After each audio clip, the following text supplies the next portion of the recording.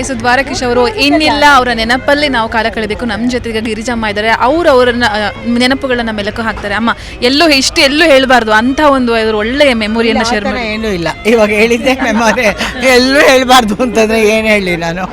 ನೀವು ಕಂಡಂತೆ ಅವರು ತುಂಬ ಒಳ್ಳೆ ನಿರ್ಮಾಪಕರು, ಒಳ್ಳೆ ಕಲಾವಿದರು, ಒಳ್ಳೆ ಸಹ ಕಲಾವಿದರು. ಯಾಕೆಂದರೆ ಸಹ ಕಲಾವಿದರನ್ನೆಲ್ಲ ಅಷ್ಟು ಚೆನ್ನಾಗಿ ಒಂಥರ ಲವಲವಿಕೆಯಿಂದ ಇಡ್ತಾಯಿದ್ರು. ಸೆಟ್ಟಲ್ಲಿ ಎಲ್ಲರ ಹತ್ರ ನಗ್ನಗ್ತಾ ಮಾತಾಡಿಕೊಂಡು ಎಲ್ಲ ಇರ್ತಾಯಿದ್ರು. ಸೊ ಹಾಗಾಗಿ ಅವರು ನಮಗೆಲ್ಲ ತುಂಬ ಇಷ್ಟ. ದ್ವಾರಕೀಶ್ ಅಂದರೆ ಅವ್ರು ಇರೋ ಕಡೆ ನಗು ಅಂತೂ ಇದ್ದೇ ಇರೋದು. ಸೊ ಸಾಕಷ್ಟು ನೋವು ಅವಮಾನಗಳನ್ನ ಅನುಭವಿಸ್ತಾರೆ. ಹೌದು, ಎಲ್ಲ ಗೊತ್ತಿದ್ದು. ಹೌದು, ಇಂಡಸ್ಟ್ರಿ ಅವ್ರು ಕೊಟ್ಟಿರೋ ಕಡೆಗೆ ಅಪಾರವಾದದ್ದು. ಅವರ ಹುಣಸೂರು ಕೃಷ್ಣಮೂರ್ತಿ ಅವರ ಗರಡಿಯಿಂದ ಬಂದವರು. ಸೊ ಹಾಗಾಗಿ ಕನ್ನಡ ಅಂತಂದ್ಬಿಟ್ಟು ಎಷ್ಟು ಇದು ಮಾಡಿದ್ದಾರೆ ಗೊತ್ತಾ ಅವರು ಕನ್ನಡಕ್ಕೋಸ್ಕರ. ಕನ್ನಡದಲ್ಲಿ ಸಾಕಷ್ಟು ನಾನು ನಿಂತ್ಕೊಳ್ಳೋಕ್ಕಾಗಲ್ಲ ಸಿನಿಮಾಗಳನ್ನು ತಂದಿದ್ದಾರೆ, ತೆರೆಗೆ ಕೊಟ್ಟಿದ್ದಾರೆ ಅವರು. ಸೊ ಏನು ಅವ್ರ ಬಗ್ಗೆ ಹೇಳೋದು ಅಂತಂದರೆ, ಒಂದು ಹೇಳಿದ್ನಲ್ಲ, ಉತ್ತಮ ಮನುಷ್ಯನಾಗಿ ಬದುಕಿದ್ರು.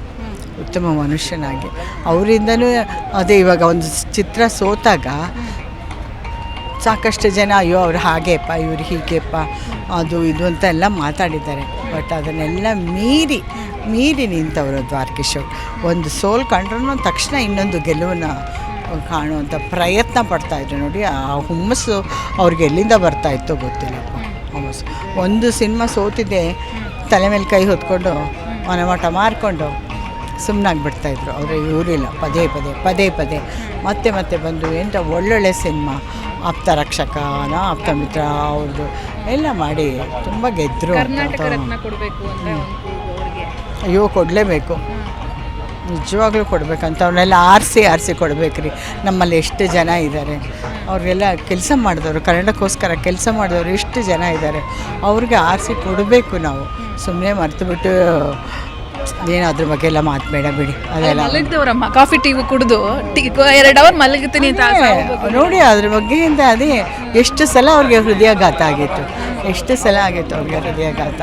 ಅದನ್ನೆಲ್ಲ ಮೀರಿ ಬಂದು ಅವ್ರಿಗೆ ಎಷ್ಟು ನೋವಿದ್ದಿರ್ಬೋದು ಅಲ್ವಾ, ತೊಂದರೆ ಇದ್ದಿರ್ಬೋದು.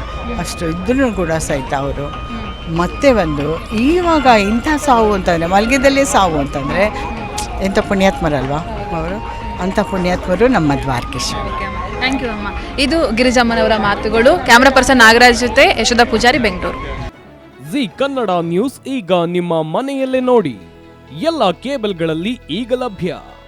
ಸನ್ Direct 292, Jio TV 1334, U digital 162, city cable 51, GTPL 17, Abhishek cables 821, rock line telecommunication 51, Shri Basaveshwara number 60, Vinayaka digital number 53, in digital number 896ರಲ್ಲಿ. ನಿಮ್ಮಿಸ್ತದ ಜಿ ಕನ್ನಡ ನ್ಯೂಸ್ ನೋಡಿ ಆನಂದಿಸಿ.